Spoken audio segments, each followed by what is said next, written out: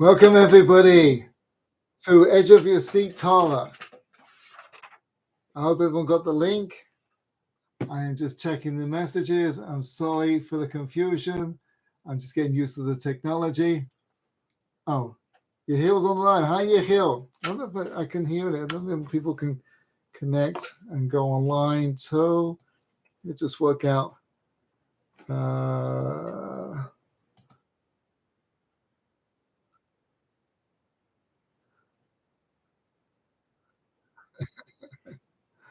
Okay, that's my nephew. Sorry, he can't get online. Okay, never mind.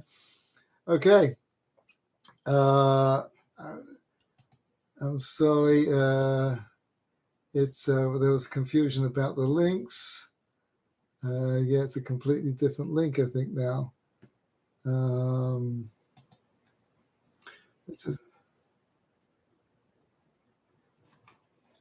Oh, this is the wrong link too. Okay, I just sent out the wrong link again, I think. Yeah, I just sent out the wrong link again. Okay, so everyone's got to hang on a minute.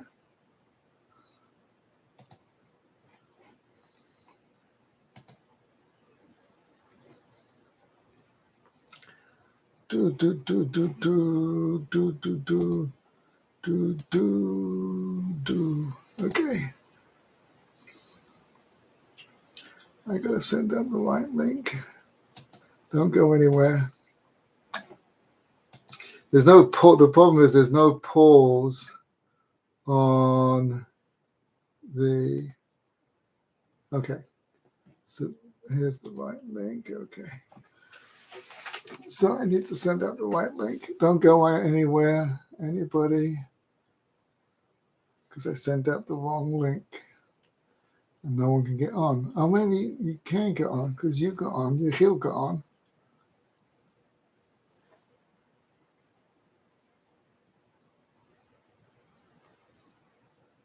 No,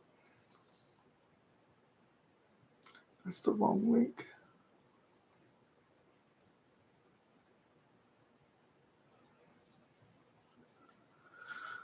Oh dear, don't you love this?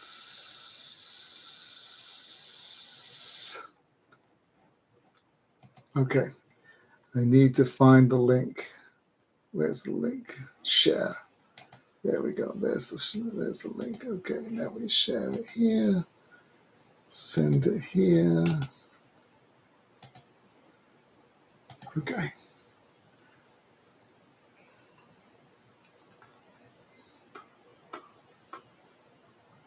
Okay, everyone should have the right link now.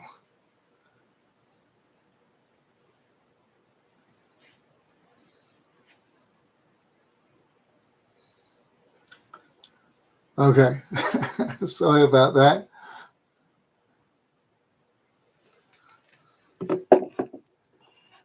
Okay, we're back, I think. Technology is wonderful. Okay, Yechiel's here. We're great. You still with us, Yechiel? You got the link. I don't know. So, Rocio. Hey, Zita. Okay. Does that mean you guys are trying to get on? Not sure. Okay, Rocio's got it. Okay. Yechiel is typing. Let me just go to. Okay. Sorry for all the technical problems here. Next week, hopefully, we're going to sign with a major Fox News or CNBC or ABC. I don't know the studio or the networks these days. CNN. That's it. CNN. We're going to sign with CNN, and we won't have any of these problems anymore. So, oh, you're going to watch the recording. Okay, very good. Rocio. Okay, very good. All my old friends. Fantastic. Okay, let's begin. So where we left off, if you want to catch them old recording the previous sessions, please. It's on YouTube. and they're all marked. If you can't find them, just let me know. Okay, we're up to verse 3. Back to verse 3. Today said, sorry. You know what I wanted to do? I want to give you the verses we're going to look at. Okay, here we go. I'll just post it in there. Hang on. Put in the chat.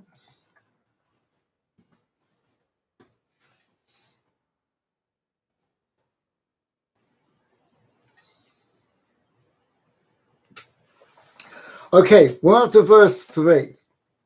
V'yomer Elokim, and God said, Yehi or, let there be light. Yehi or, and there was light.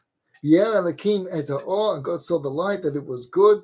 V'yavdel Elokim ben ha'or ben ha'choshech, and God divided between the light and the darkness. V'yikra Elokim la'or yom, and called the light day, and l'choshech, and the darkness he called light. Sorry, they called it light day, and the darkness he called night. V'yer v'yiboker yom echad, it was one day. This is mind-boggling, absolutely incredible. When you think about all the things that humanity, all the ways, humanity has been pondering how everything came to be since we be. And that's a very long time. If you go back in the ancient world, you can look on Wikipedia or Google search, you can find, hi Barry, welcome. You can find all kinds of crazy ideas, how the turtles and all kinds of people don't realize this, but up until the mid 20th century, the vast majority of scientists believed the universe was eternal, meaning it had always been here. There's a great, I think it was in the New York Times, great cartoon about when they realized that the universe had a beginning, that all these scientists are climbing over this mountain and they see the valley, and the philosophers were already there. Because we've been saying all along. But more than that, if you look at the story of creation, the 6 days of building one layer on, we talked about this in the previous session, one layer on top of another layer, starting with light. In each layer, each day is another layer on top of that. If you want to understand how the dating system, 5,000 plus years, according to the Jewish tradition, and how that coincides or coordinates with the modern scientific understanding, there's a great speaker, Gerald Schroeder. You can Google him. He's got many YouTube videos explaining how to reconcile the time difference, which we're not going to get into now. But it is important to point out that the order of creation follows almost exactly the same order that evolution said that it came about, which is absolutely incredible when you think about, again, how people thought about, but the idea that science consistently and eventually coordinates and agrees with the Torah. And that's why, by the way, Judaism has never been afraid of science. Unlike other religions that have been scared of science and limited science, and we've never had such a concept, because we understand that the God that created the Torah, that wrote the Torah, created the universe. And the Midrash points that out, that the Torah is the blueprint of the universe. So you're not going to find in science anything that disagrees. If it disagrees, it's because you just don't understand the science well enough. Keep going. Eventually, you're going to realize the Torah was right. But here's the fascinating one, because along comes a nice Jewish boy 5,600 years after, give or take a few hundred years after the creation of the world, and he comes along and he says the very first line of the Torah, because as we pointed out a couple of sessions ago, the 6 days of creation are not independent days like you might fill a house and you bring in a couch and you bring in a bed and you bring in a sofa and you bring in a lamp and all these different things, and you move them around and decide where you want everything. That's not the creation of the world. The creation of the world is like layers. in this respect, there is an aspect like the building of a house. You don't put in the wiring before you put in the foundation, and you don't put in the flooring before you put in the the ceiling on it. Each layer of building a house has to be built on the previous layer, and the same thing is true with the 6 days of creation. Each layer builds on the previous one, all resting on the first layer, which is light. And that's what Einstein came along to say, that everything is relative to light. Absolutely fascinating. Now, my real focus, which I want to get to, is the second day. V'yom Elokim, v'yehi v'kir. Oh, sorry, no, I made a mistake. Not the second day, the third day. And that's what the text there points out. That the waters gather underneath the heaven, to one place, and the dry land should be seen. Now, what is this gathering the water? How do you gather water? So Rav Yaakov Weinberg, one of my rabbis, he explained, what's this gathering of water? It's the creation of gravity. That all the water should come together, because everything was there, the water was there, but without gravity, it's a bit of a mess. It's hard to take a sip. As you see, like in the International Space Station, when they try and drink without gravity, you've got to be careful. The Akralakim Yavasha Eretz, and the dry land is called earth. The Mikveh Hamayim and the gathering of the seas are called oceans. The Yeralakim Kitov, God saw that it was good. The Yomelakim, and God said, Tadesha ha'aretz, the earth should bring forth vegetation, shrubs and seed-bearing plants, mazvia zera, plants bearing seeds, eitz pri, or say pri, fruit trees, eitz pri, or say pri, making fruit, lemine, according to its kind, asher zerobo, which has its seed in it, al ha'aretz, on the earth, and it was so. Now, this is paying attention very carefully, because you might miss this one, and I did. And the earth brought forth vegetation, of shrubs, mazvia zer, with its seeds in it, the menehu, of its kind, ve'etzo sepri, and the tree making fruit, asher zerobo, which has its seed in it, the menehu, of its kind, ya'alakim, and God saw that it was good. The erev, it was evening and morning, the third day. The rabbis point out, all these Bible critics, they all think they're coming up with something that no one ever has thought of before, and some, discrepancy in the Bible. There's nobody more critical of the Bible than the rabbis, than Chazal, the ancient sages. The Talmud takes the Bible to shreds. Every single line in the Torah is examined against every other line to find any discrepancy whatsoever. And this is one of the big ones that they found. Because if you look very closely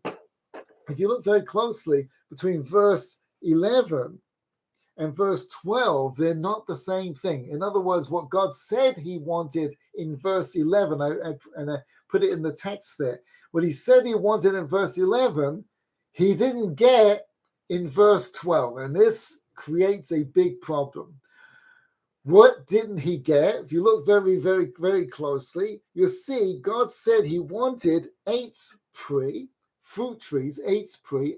The word tree means, the word in Hebrew for tree is eitz pri.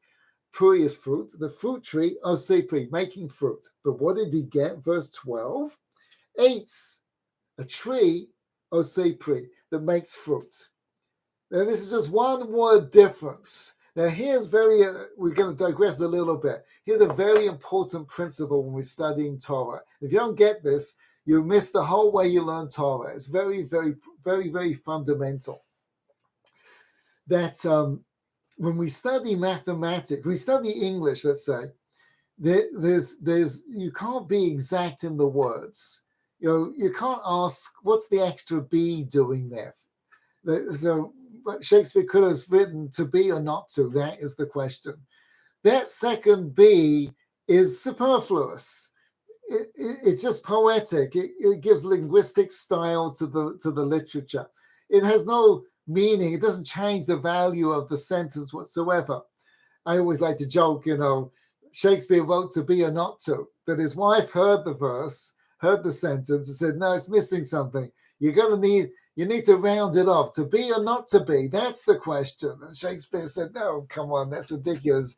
It doesn't change anything. It's added an extra word. It's just completely superfluous. He says, I know, but it's gonna be famous. Trust me on this one. When it comes to literature, you can't ask those kind of questions. What's the extra B for? In science, you can, and you have to. Each letter, H2O means water. You can't, if you're trying to make a verse out of it, you're trying to make a music out of it, you need it to say H2O2 to make it rhyme. You can't. It's something, believe it's hydrogen peroxide. It's a completely different thing. You wouldn't want to drink that stuff. H2O, each letter and each number means something. The same way as accounting, your tax returns, each number means something. And if it doesn't mean what it's supposed to mean, you could get into a lot of trouble. So that's what math and science is like. The Bible, the Torah, is like that, if not it really more so. That each letter and number, each letter in the Torah means something. You can't, there's no superfluity. So it has that kind of exactitude. So if there's another word that doesn't need to be there, this is a big problem. It's coming to tell you something that you couldn't possibly know. What is it there for? In the same way, what's that 2 doing on the H2O? Why can't you say HO? Ho. Ho. Right? So what's that 2 doing there? And what's the extra 2? H2O2. Right? So it's coming to tell you something that you need it there. So too, when the Torah says, a fruit tree that made fruit is different than a tree that makes fruit. Because we have oak trees, we have maple trees, we have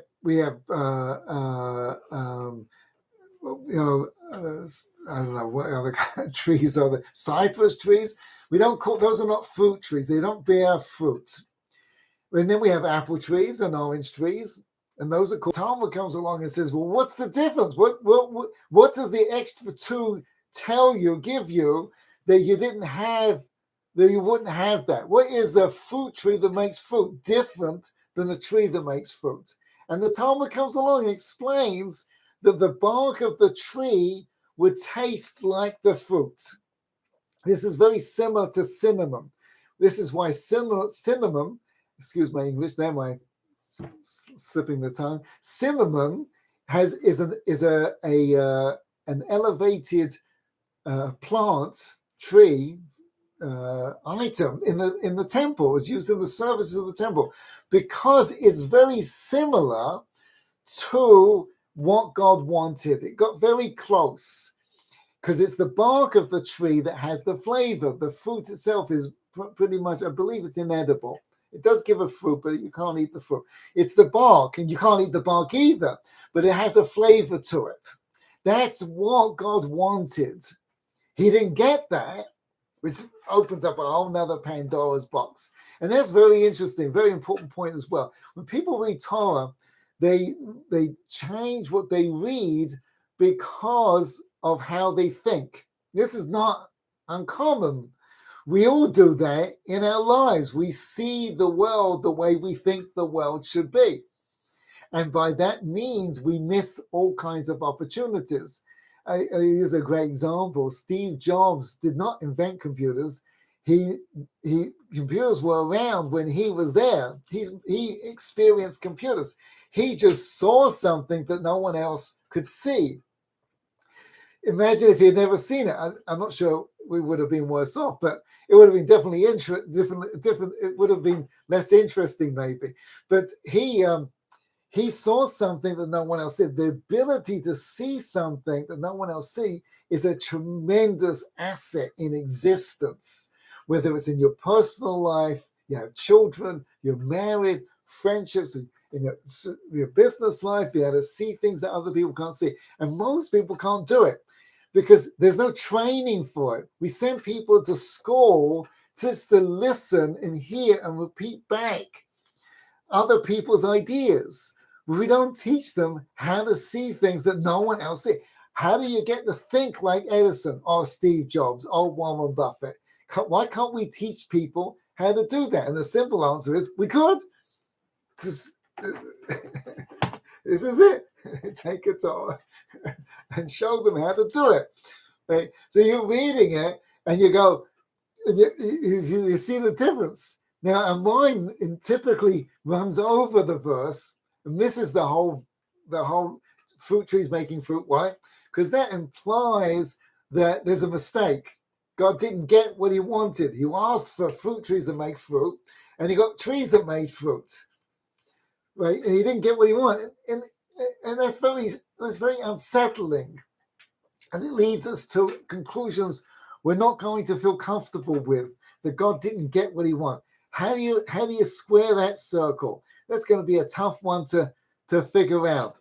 But this is why this class is called Edge of Your Seat.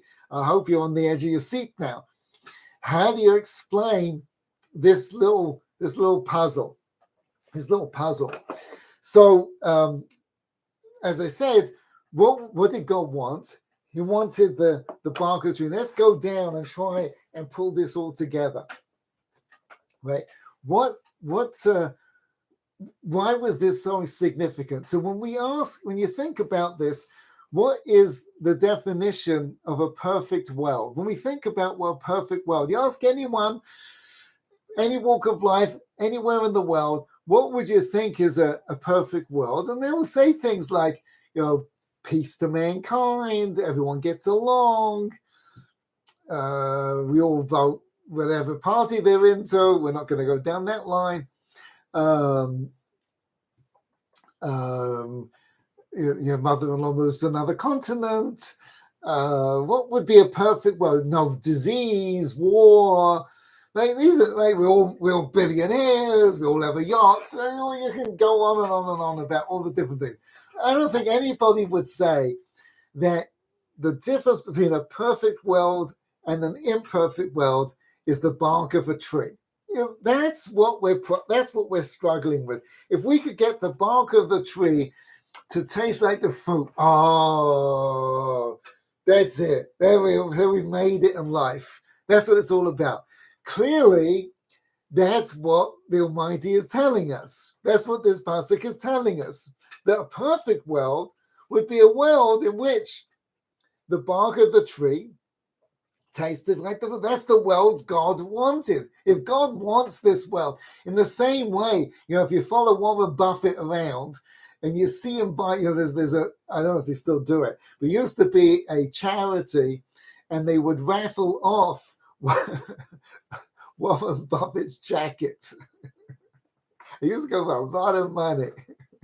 Obviously, it wasn't the jacket, because in the pocket of the jacket was a stock tip, right, that he slipped in his pocket.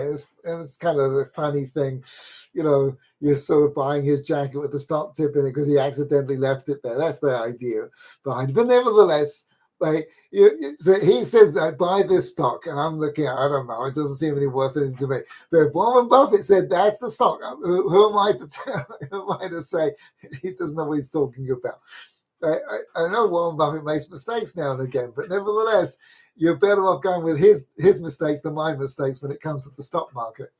So when we're following God around, what I think is a perfect world is not what he thinks is a perfect world. What he thinks is a perfect world is the bark of the tree should taste like the fruit.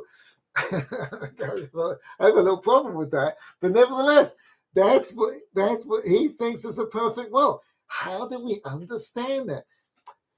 So it's quite easy when you think about it. Imagine for a minute you go down to Detroit. You go down to Detroit and you see a factory, and every minute another car pops out. I hope anyway. Another car pops out. What kind of factory would we call that?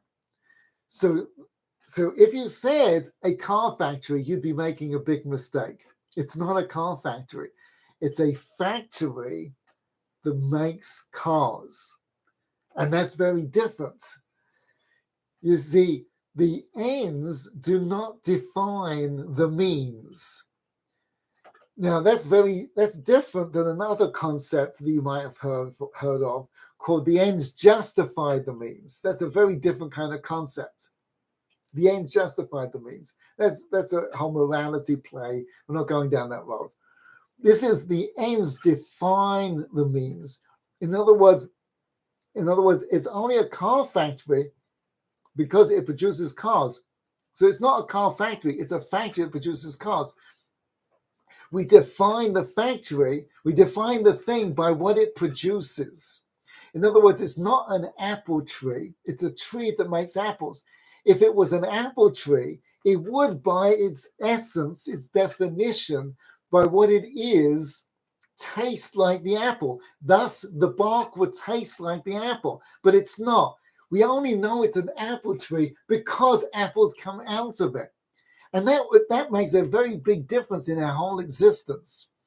And to understand this, imagine for a minute we became farmers, we're all farmers. Some of you might be farmers. And we decided to go into the apple farming business. We don't think about apple farms and read all about it, spend 3 years, go to agricultural school. Then we researched the best apples in the world, and we find this little orchard in Italy that is primed to be the blockbuster apple, top apple of the world. Everyone's going to want these kind of apples. It's where the market's heading. The logistics all point this way. The statistics all point this way. We go over there to Italy. We buy a box of apples, costs us a fortune. We go to buy a field in the perfect region. We cut up the apples, plant the seeds, water them, blah, blah, blah, blah, blah, blah. Wait until it takes about 7 years till you get a great orchard, right? And we taste the first apple and realize that the box that we bought from the farmer in Italy was a mistake. Whether we meant it or not, I don't know. But nevertheless, we got ripped off. And they're cooking apples, and they're not the edible apples. And it's a complete waste of time. 10 years down the tubes. No one looks at that and goes, "Well, that was a good idea, wasn't it?" Right? We all look at that and go, "It's a complete waste of time." Maybe in the experience we can draw out something. Maybe. But nevertheless, that's how we look at it. Alternatively, it's the best-selling apple in the world. We sell the farm it goes public, and we sell, and we go listed on the only apple orchard on the New York Stock Exchange, and we make $1 billion. Everyone says a genius. In other words, the world we live in, is a world where the ends define the means. The ends define the means, meaning how it turns out, the apples, defines whether it was worth it or not. And God didn't want that world for us. He wanted a world in which we can taste the end as we're going along. We can see whether this business or this relationship or this house or anything we're engaged in is going to work out in the end. Because that's the world that human beings are built for. Psychiatrists say this line, which is complete nonsense. Smell the roses along the way. I shouldn't say psychiatrist. I should say pop psychiatrist. Right? You hear this line all the time. Smell the roses along the way. Enjoy the process. And there's no such thing. You cannot enjoy the process. You put up a building, you buy land, you develop it, you put up a great building, spend $100 million, and the market crashes. COVID hits, all kinds of businesses. They did all their due diligence and everything. And the day their business opened, COVID hits. That's it. They went bust. There's lots of bad, terrible examples like that. The ends define the means. And we can't live in a world like that. Why? Because it's frustrating. The pressure, the tension, is it going to work? Is it not going to work? Right? The trouble is that if we don't have the experience of going through it, we don't enjoy the end. So you see these people who make Brandon, welcome, great to see you online anyway. Fantastic. So we all have need to have success, but you can't have success without going through this tremendously difficult process of, is it going to work? Isn't it going to work? And the answer is, the insight is, which is incredibly important, you cannot know the end before the end. It's not possible. Everyone second guesses the armchair quarterback, the armchair football player, Monday, or they get an expression, Monday morning, I forget what it's called. I'm not from America, but everyone's an armchair general. Right? Should have gone here. Like you're watching a football game. It's very easy to see how he should have moved. But when you're in the play, you cannot figure out the absolute right move. You can make your best judgment, obviously, but it isn't given to us to know whether this is going to work or not. It's just not knowable. You can speak to all the experts you want, and 1,000 of them can say to you, this is the right way. Monday morning quarterback. Thank you very much, Justin. Oh, I turned off my my WhatsApp. Let me just so I can't get any messages here. Okay, let me just put that on. Yes, Monday morning. Thank you very much. Monday morning quarterback, right? So we can't see the fact that it didn't work out is not a product of us not thinking it through enough. It might be, but you can think it through to the nth degree. You can speak to every expert in the world, whether to have the surgery, whether to buy the building, whether to put your stock in this, whether to buy that, whatever you want to do, every decision under the sun. And you'll never be 100% correct. There's always that tension. Why is that tension? Now we get to the answer. So why couldn't God make a world? Because the answer is obvious, because we would have no sense of success. We have no sense of accomplishment. In other words, if you knew, if your father's Warren Buffett, if he's listening, please say hi for me. If your father's Warren Buffett, and you invest in a company, or you start a business, or whatever it happens to be, and every time you lose, or Warren Buffett, pays off all the people on the other side, so it always succeeds. There's no sense of accomplishment. The only sense of accomplishment you can have is if you don't know. It's the lack of knowledge that gives us the sense that that was meaningful and a great experience, whether it's skiing, whether it's a profession, being a doctor, a lawyer, whether it's becoming a rabbi. You go become a rabbi, so I'm sure they drive you nuts for 25 years. It's like, I should have picked a different community. No, you can't figure. Yes, you should have picked a different, but you can't figure that out. You cannot know how things are going to work. That's not given to us. The world God wanted for us, he cannot give to us, because otherwise we wouldn't be human. There'd be nothing here. We would have no sense of accomplishment. And therefore, the trees cannot taste like the bark cannot taste like the tree, cannot taste like the fruit. We cannot know ahead of time how things. It's just not knowable. And people who do this and criticize leaders, you can criticize leaders for other reasons, but criticize leaders because this is, so to speak, a bad decision. And it may be a bad decision for different reasons, but not because of how it turned out. That is not a sole indicator of you made a bad decision. You can make a perfectly fine decision, a good decision, a right decision, the decision you should have made, and it still not work out. There were people, who moved to Germany in 1939. They thought they were making a great decision. There are all kinds of things, all kinds of plays that people make. You cannot know ahead of time. Now, all of that's wonderful, except for this little caveat to that whole idea. And that's why people have tremendous tension. The nerves are still people have to have. And you see this all the time, because people have successes in their lives and then they want to hold on to it and they don't want to risk. And so you have this balance. Do you risk and try again and go into the game, and which is exciting and fun and meaningful and fulfilling? Or do you hold on to everything you got and don't make any decisions anymore? And if you hold on and you don't make any decisions anymore, you basically start rotting. That doesn't mean, take all your money and go out to Las Vegas and bet everything. You got to make sound, good decisions, but you got to understand this is the name of the game. So there's one caveat to everything we just said, because there's one tree that rebelled.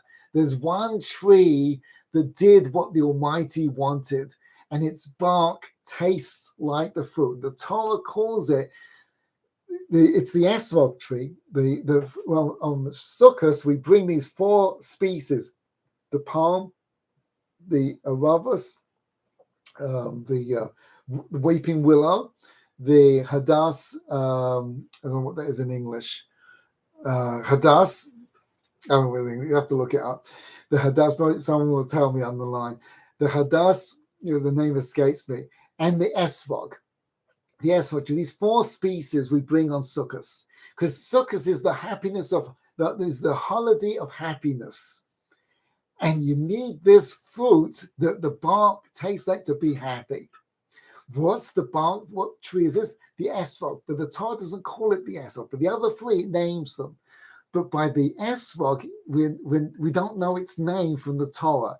The Torah gives us adjectives. It's the adjective of the fruit. It describes it. It says, bring the fruit, eitz pri hadar, bring the fruit of a beautiful tree.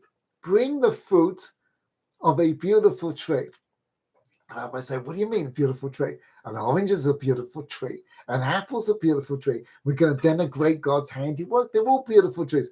What's so beautiful about this tree? This is the tree that the bark tasted like the fruit. Now, what does that mean? So you see, each of the 4 species that we bring on Sukkot have a different meaning.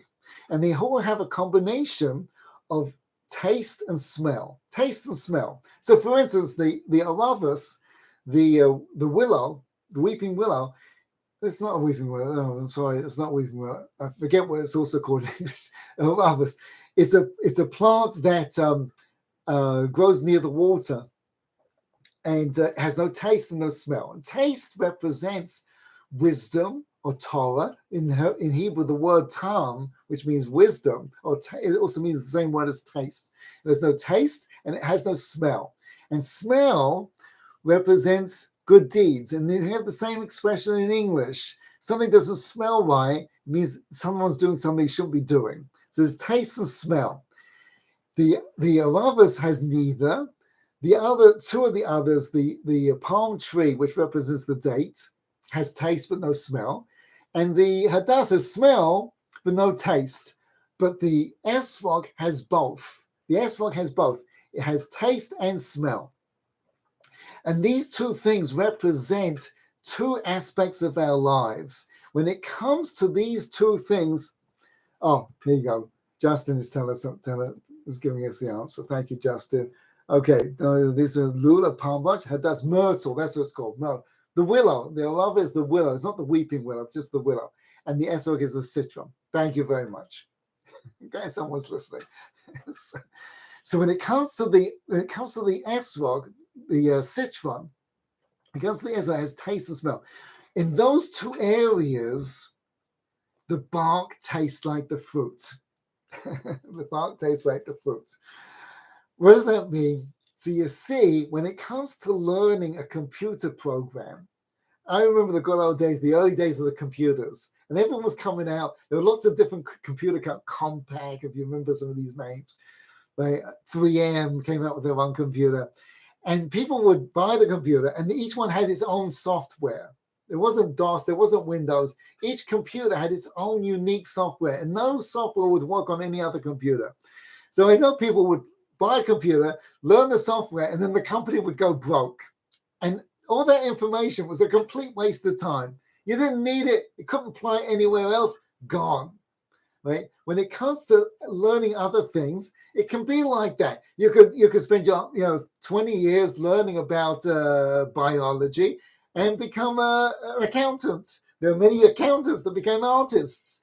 All those numbers that they had to learn added to nothing. Very, very little. It did not produce any fruit. But when it comes to Torah, like this lesson, like this class, even if you cannot apply it, you have no practical application for it, it is meaningful along the way. The process is also meaningful. And the same thing is true in mitzvahs.